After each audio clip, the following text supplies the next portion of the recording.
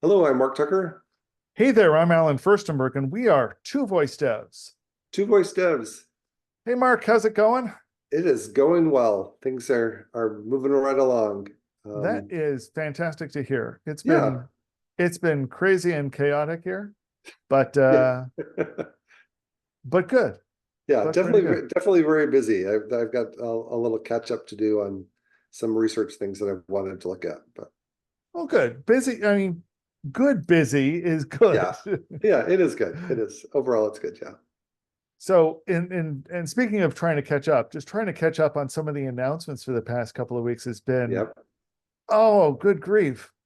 Um, and one big one, of course, was OpenAI announcing ChatGPT 4.0 and GPT 4.0, and that's the letter O, not the number O, just Yeah. Like because in they oh wanted to be my. clear, Oh yeah. as in, oh, we want to be confusing. So uh, I read about it. I did not watch their presentation, but I did some reading about it afterwards. You watched some of the presentation. What was your initial, I guess, takeaway? Yeah, so my part of my concerns about ChatGPT has been just the latency and they've had lots of kind of different pieces and different models. But I've always kind of I'm still looking at it from the perspective of a conversational assistant Mm-hmm. and is it good enough that it can be something that you can talk to without having the latency issues and how does the output voice, how does the text to speech sound? So that was the first thing that impressed me about the presentation was is that they did a number of presentations that would show off GPT itself as a an assistant. Hmm. So just kind of putting all the pieces together in ChatGPT where it could be voice input, audio voice output, but then answering questions, still generative, all that stuff, in one type of demo. And so, Okay, well, okay. I've got a question about that. We'll get to that in a minute, though. yeah, Keep going. yeah. So I think my first impression was, wow, they've made some progress on that. It's before where there's been issues with latency. Um, that seems to be solved in a big part. The output voice sounded really, emotive, I guess. Mm-hmm. If you've watched the movie Her, I think it was very intentional her sounding. Oh, very intentional her sounding. I mean, so much so that it sounds like there's going to be a lawsuit between Scarlett Johansson and OpenAI for copying her voice without her permission. Yeah, and they say, well, from her perspective, they asked her and she declined. And then they said that they found some other actor, but they're not going to disclose who this other actor is. But in the end, it Yeah. really, yeah, it's, um, and as a developer, I bring that up just more that this is going to be an issue that we need to pay attention to, as we're making choices. If we're going to do text to speech voices, then we need to make sure we understand where those are coming from and be responsible. And if we are in a position where we're training models, different types of AI models, um, then we need to think about all the different consequences of that. So I think this will be kind of good to see what happens because of that. Right now, OpenAI has put a halt on that, um, while still kind of backpedaling. But in some of their promotion of it, they did use the word "her," um, and so Yeah, yeah, I think they were not being they were not being subtle about that. yeah, And I found that kind of interesting in a couple of ways. The first is they're trying to make big promises. Her, yeah, the AI system behind her was tremendously powerful yeah. in what it could do and how it would do that. Um, and I don't think OpenAI is anywhere near there yet. Yeah, I don't think it is either. So I think they were trying to claim some authority by making it at least sound as close as possible to something that was more evolved, at least, as far as science fiction goes, right? From the Right. And second, I feel like this is another case of those, do they remember how the movie ended? yeah. I actually didn't see the movie, It's a so I don't beautiful, know. it's a beautiful movie, and I love the movie. I really enjoyed the movie when I saw it. Mhm. And it makes some very, very powerful statements about makes some very powerful statements about humans, actually, more than AI systems. But the ending is not a positive ending. Certainly not when it comes to the AI systems. And I don't want to spoil it, but if this is what OpenAI is saying they aspire to, either they saw a very different movie than I saw, Yeah, which is possible, or they've forgotten the ending, which is also possible, yeah, um, or they really think so little of humanity that this is what they want. And if this is really what Sam Altman wants, okay, I yeah. guess. But it does explain why people are leaving the company. There have been a little bit of a shakeup Yeah. since then too. So yeah, I've been kind of a steady student of just at least some different conversational clips from that, kind of the same way that I am of like the Star Trek computer or other things to kind of better understand how voice assistants could work, or Well, so here's the thing. I mean, the Star Trek computer was always very much something that was in service to the humans. yep, Her very much kind of it's not really. It really is kind of in some ways trying to have this AI system that's trying to show up the humans and yet not at the same time. And and it makes for a good conflict in a movie, but really a really bad real AI system. I yeah, mean, this is not how we really want our AI systems to work. At least I don't think it is. I yeah, certainly don't want it to work this way. It's not how I want my AI systems to work. I want my AI systems to work with me, not pretending to work with me and working against me. yeah, yeah. So I don't know. Yeah, and I'm more inclined towards the Star Trek computer, where you ask it to do something and it goes and does processing and comes back and gives you a response. It's more of an asynchronous in the fact of when you're wanting to do things. There's obviously times where you're wanting to ask questions, but one of the things that came out in a lot of the different demos was just how verbose the output was from mhm. the assistant, and you found themselves, constantly the people doing the demo like barging in and interrupting, and and that's definitely a showing off a feature as well, of the system, but I think kind of more of a balance of shorter, more concise outputs is something that, or at least should be configurable, right? Um, Right. One of the things that I heard also was that it also definitely had a persona, a very light and cheery persona, is the yeah, way I've heard it described. Um, sometimes flirty. yeah, maybe. Yeah, And I don't think that's bad, but again, I'm not sure that's what we want in a personal assistant. yeah, that's not what I want. Right. One of the things though that I think it's something you and I have discussed a bit. It's something Brett Kinsella talks about a lot. It's something Adam Cheyer talks about a lot. And that's this notion of, are these assistants knowing systems, or are they doing systems? Yeah, And Alexa and Google Assistant were very much doing systems, with Google Assistant also being very much a knowing system. And Alexa to some degree, but less so. yeah, question answering, Right. but This seems like it's much more of a knowing system still. yeah, I haven't really heard anybody talk about it in the context of a doing system. Yeah, I would agree with that. So kind of a recap on the chat GPT side of things, because I think there's more information that you want to talk about kind of in the API side of Yeah, we'll get things. to the API in a few minutes.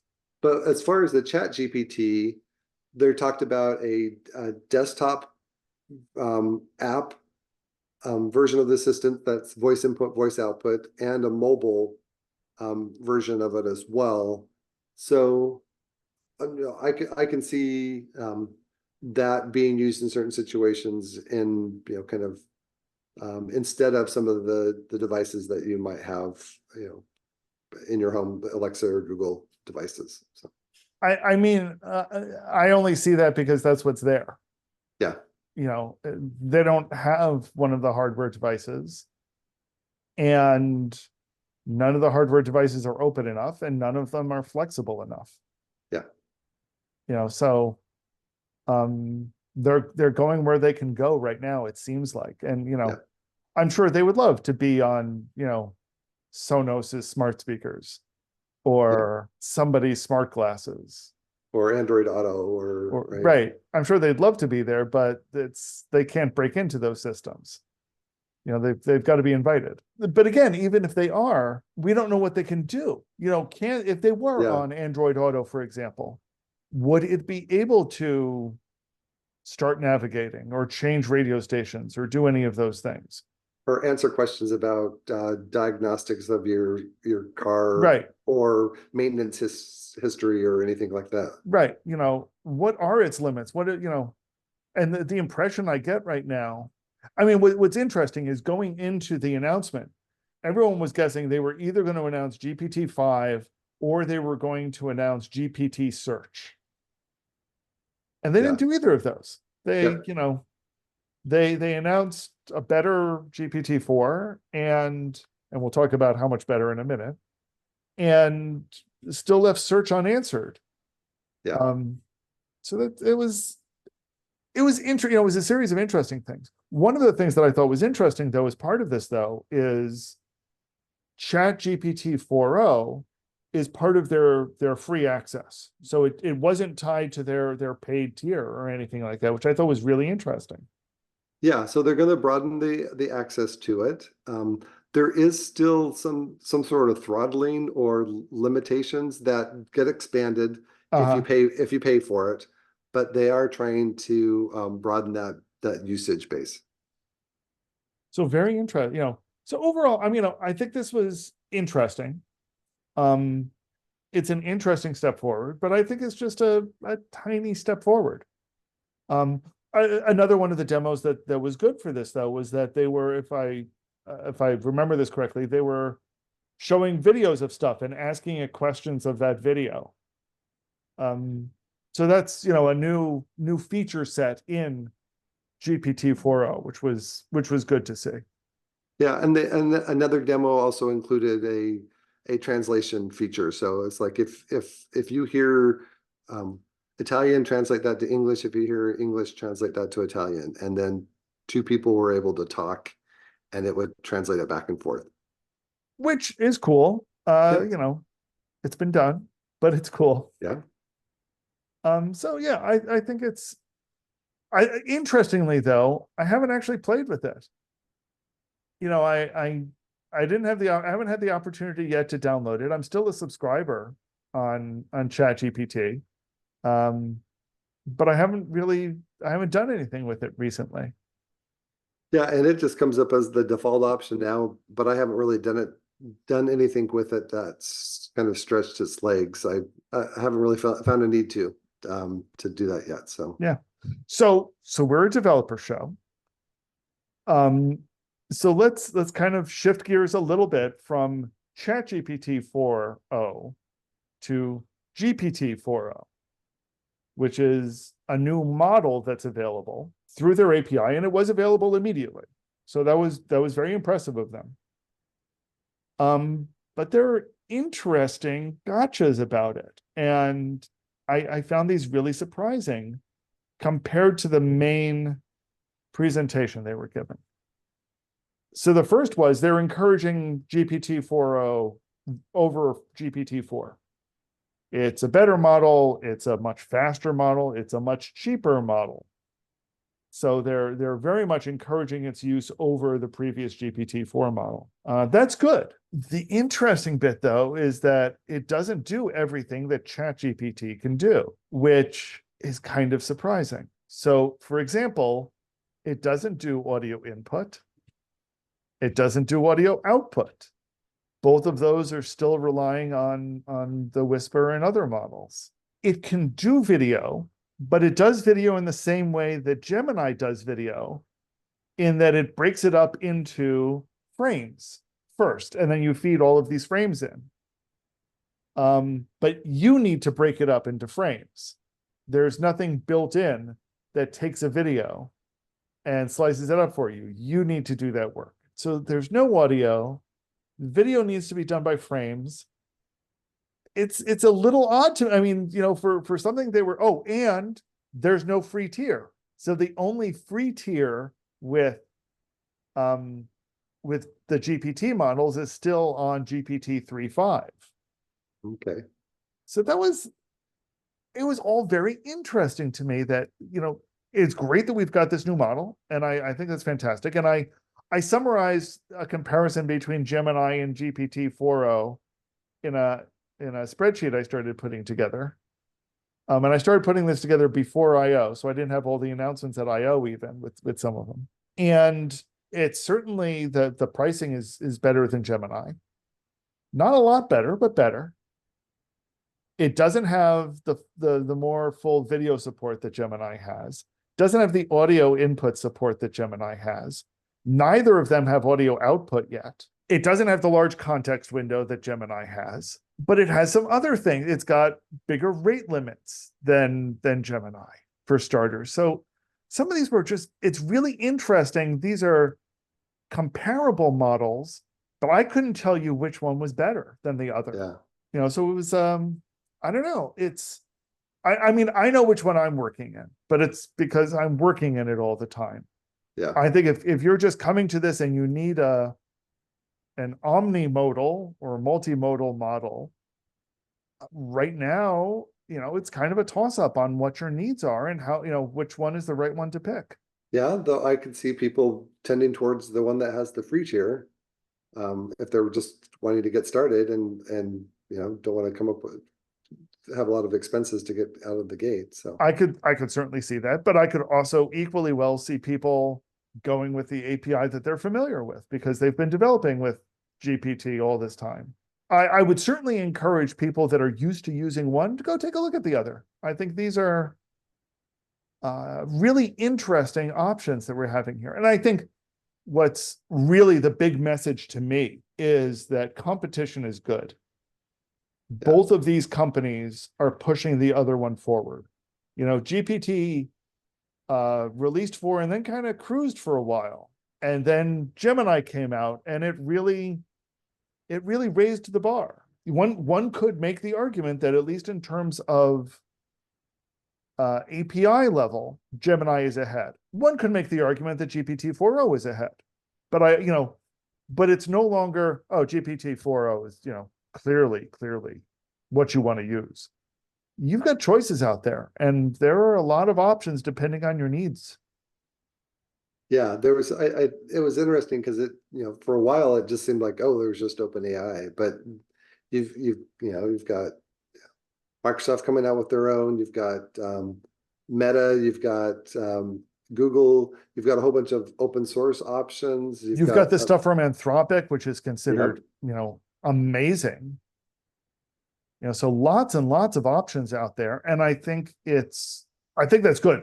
I really do think it now means that everybody is pushing everybody else forward. We're seeing what the new features are, and everybody is racing to match those features in one way or another. For developers, that's only good. Yeah. And at the same time, lowering the price. Yes. Which I think was important. I think, people are going to want to do more and more with it. And cost, I think, could still be prohibitive depending on which use cases. Oh, definitely. I mean, using, so. definitely, if you think about taking, if you think about doing something with even a 10-minute movie, Oh, that's an awful lot of tokens to deal with. yeah. Um, but so I'm glad to see this competition out there. Yeah. So I guess if you want to better understand what were the new things that were happening with Google from I/O, we've got an episode that we can We watch we on have that. that episode is out. I don't want to go into IO here. And you and I will probably have another episode sometime in the future where we dive into some of them in more depth. Yep. But certainly I think what this shows is that OpenAI and Google are very much aware that they're competing against each other and that the race is on. Yeah, And that it almost seemed like OpenAI tried to steal a little bit of thunder right before I/O. it's clear that they tried. I don't think they succeeded, but I'm biased. I'm a little bit biased. No, I think they tried. And I think what Google then demonstrated kind of showed more of a, reality of how you would use this. And that was kind of exciting in its own way. Yeah. But, and again, I think that what's really exciting is what these tools mean for developers.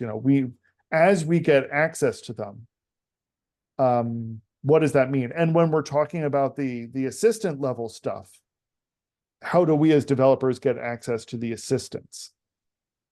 How do we provide the agents that the assistants will be working with? Yeah. And I mean, that's what you and I have been talking about for 4 years now, Yeah. almost, and all of that we're going to have to see. So I'd love to hear what people think. Have you used ChatGPT 4.0? Have you used the GPT 4.0 model? What are your thoughts? What do you think? How well does it work? Where does it fall short? Where does it exceed your expectations? Drop us a note in the comments below. Find us on LinkedIn or other social media, and we'll talk about this some more, I am quite sure, on a future episode of Two Voice Steps.